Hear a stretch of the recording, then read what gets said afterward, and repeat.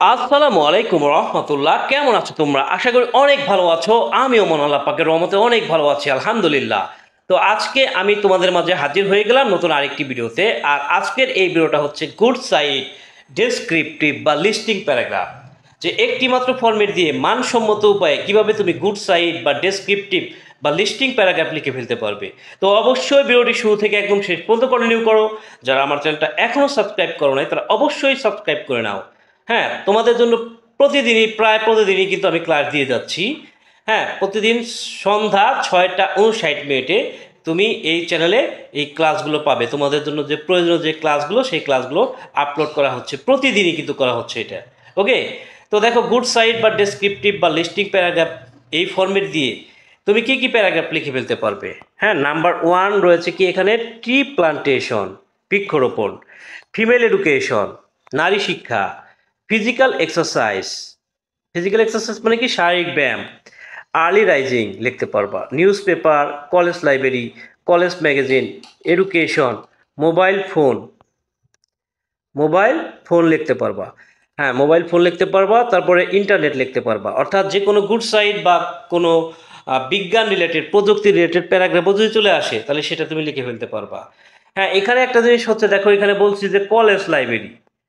এখন college student যারা, তারা যেমন কলেজ লাইব্রেরিটা লিখতে পারতেছো, আবার স্কুলে যারা পড়তেছো তারা স্কুল লাইব্রেরিটা কিন্তু লিখে ফেলতে পারতেছো। ঠিক আছে, এটা ভাবার সুযোগ নেই যে কলেজ লাইব্রেরি আছে দেখে তাহলে এটা স্কুল লাইব্রেরি লেখা যাবে না, সেটাও কিন্তু লেখা যাবে। ওকে, আচ্ছা, যাই হোক, এখানে 10টা লিস্ট থাকলেও এখানে কিন্তু শুধু 10টাই যে লিখতে পারবা তা কিন্তু নয়, আরও অনেক বহুত বহুত প্যারাগ্রাফ তুমি লিখতে পারবা।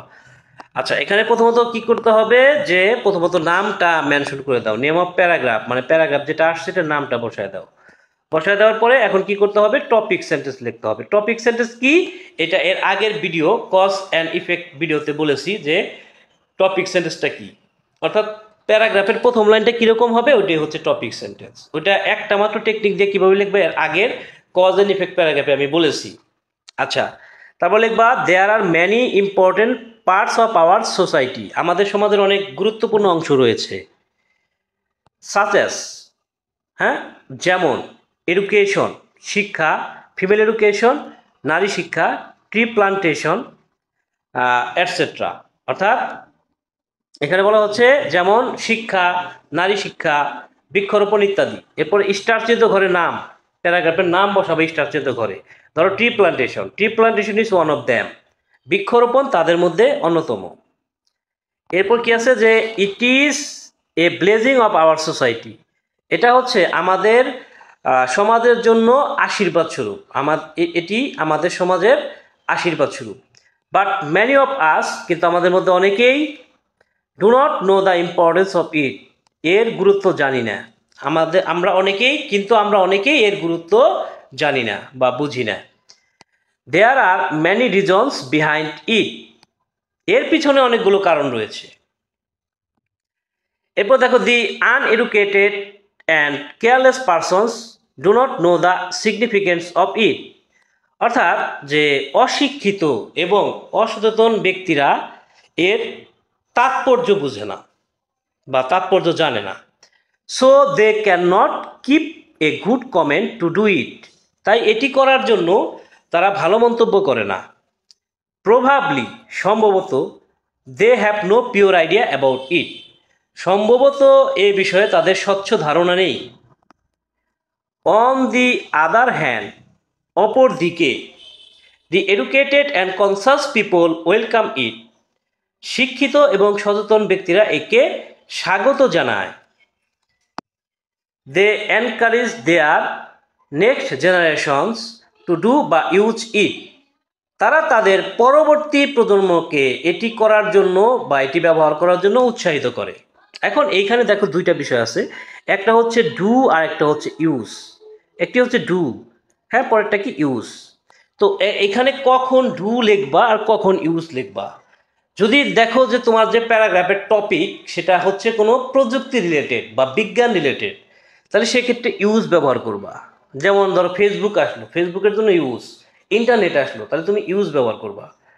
হ্যাঁ, যদি বিজ্ঞান রিলেটেড না হয় বা প্রযুক্তি রিলেটেড না হয় তাহলে সেক্ষেত্রে ডু লিখবা। যেমন ট্রি প্লান্টেশনের ক্ষেত্রে ডু লিখতে হবে। ওকে। আচ্ছা, এরপর দেখো যে they have clear ideas on it, তাদের এই বিষয়ে স্বচ্ছ ধারণা রয়েছে। বাই ডুইং বা ইউজিং ইট, এটি ব্যবহার করে we can get a lot of benefits, আমরা অনেক সুবিধা পেতে পারি বা উপকারিতা পেতে পারি। It is the soul of our life বা এনভায়রনমেন্ট, এটা হচ্ছে আমাদের জীবন বা পরিবেশের প্রাণ। অ্যাট প্রেজেন্ট, এখানে স্টার চিহ্ন ঘরে নামটা বসায় দাও। At present tree plantation is a crying need of our society, বর্তমানে বৃক্ষরোপণ আমাদের সমাজের জন্য অতীব জরুরি। So we should make the best use of it, তাই আমাদের উচিত এর যথেষ্ট ব্যবহার করা। It has no harmful effects in our life, হ্যাঁ আমাদের জীবনের ক্ষতিকর কোনো প্রভাব নেই। But the confirmation of it, is not an easy task, কিন্তু এটি নিশ্চিতকরণ সহজ কাজ নয়, এরপরে দি newcomers may face many problems when they will decide to do or use it, হ্যাঁ নতুনরা অসুবিধার সম্মুখীন হতে পারে যখন তারা সিদ্ধান্ত নেবে এটি করার জন্য বা ব্যবহার করার জন্য। If we have strong determination, যদি আমাদের শক্তিশালী বা দৃঢ় সংকল্প থাকে, we can overcome hour problems, হ্যাঁ আমরা আমাদের সমস্যা কাটিয়ে উঠতে পারি। বাই ফলোয়িং সাম ইনস্ট্রাকশনস, কিছু নির্দেশনা মেনে, উই ক্যান কনফার্ম ইট, আমরা একে নিশ্চিত করতে পারি। Firstly we can make a goal, প্রথমত আমরা একটা লক্ষ্য নির্ধারণ করতে পারি। Secondly we can keep it up, দ্বিতীয়ত এটিকে আমরা চালিয়ে যেতে পারি। Thirdly we can inform the people who have a vague idea on it, হ্যাঁ তৃতীয়ত কি করতে পারি, তৃতীয়ত আমরা লোকেদেরকে অবগত করতে পারি যাদের এই বিষয়ে প্রচলিত ধারণা রয়েছে।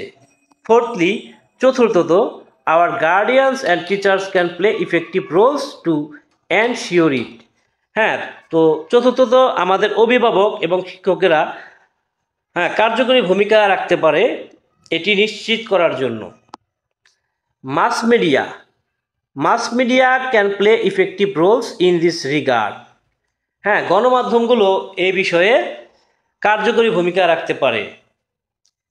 স্টারচিত ঘরের নামটা বসায় দাও, যেমন tree plantation is a very important thing of our life, অর্থাৎ বৃক্ষরোপণ আমাদের জন্য গুরুত্বপূর্ণ বিষয়, আমাদের জীবনের জন্য বৃক্ষরোপণ গুরুত্বপূর্ণ বিষয়। We can not think hour present life without it, আমরা আমাদের বর্তমান জীবন এটি ছাড়া ভাবতে পারি না। তো এই ছিল তোমাদের ডেসক্রিপটিভ বা লিস্টিং প্যারাগ্রাফ, যেই প্যারাগ্রাফটার অনলি মাত্র একটি ফর্মেট দিয়ে তুমি ডেসক্রিপটিভ বা লিস্টিং প্যারাগ্রাফ পাঠিয়ে দিতে পারবে, এবং এটা দিয়ে তুমি কিন্তু অ্যাবাউট ফুল মার্কস তুলে ফেলতে পারবে। ঠিক আছে, আসলে ফর্মেট দিয়া একদম যে 100% এটা যে একবারে অ্যাকিউরেট একদম হয়েছে সেটা বলা ঠিক হবে না, কারণ ফরম্যাট কোনোদিন মূল যে প্যারাগ্রাফ সেটার থেকে ভালো হতে পারে না। ঠিক আছে, বাট এটা এমন একটা ফরম্যাট যে ফরম্যাট হচ্ছে উপযোগী, মানে নম্বর পাওয়ার একটা উপযোগী। এখানে তোমার প্যারাগ্রাফের নাম্বার তো 15, যদি তুমি এইচএসসি হয়ে থাকো তাহলে নাম্বার হচ্ছে প্যারাগ্রাফে 15, তাহলে এই 15তে তুমি কত পাবা, 15তে 12 পাবা, এটা শিওর। 12 নাম্বার যে পাবা এটা শিওর এই ফরম্যাট দ্বারা। হ্যাঁ, আর যদি তুমি ওইটা আলাদাভাবে মুখস্থ করে যদি পরীক্ষা কমন পেয়ে তারপর লিখতে পারো, তাহলে সেক্ষেত্রে আর একটু ভালো পাবা, 12 জায়গায় 13 পাবা বা 14 পাবা, তার বেশি তো দেবো না, 15 তার দেবো না। তো এই ফরম্যাট দিয়ে তুমি কিন্তু তোমার ডেসক্রিপটিভ বা লিস্টিং বা গুড সাইড যে কোনো প্যারাগ্রাফই তুমি অনায়াসে পরীক্ষায় প্রেজেন্ট করতে পারবা। ওকে, তো এই ছিল আজকের আলোচনা। আগামীতে কথা বলবো অন্য কোনো টপিক নিয়ে। সেই পর্যন্ত সবাই ভালো থাকবে, সুস্থ থাকবে, সুন্দর থাকবে, আমার জন্য দোয়া করবে। টাটা, আসসালামু আলাইকুম রহমতুল্লাহ।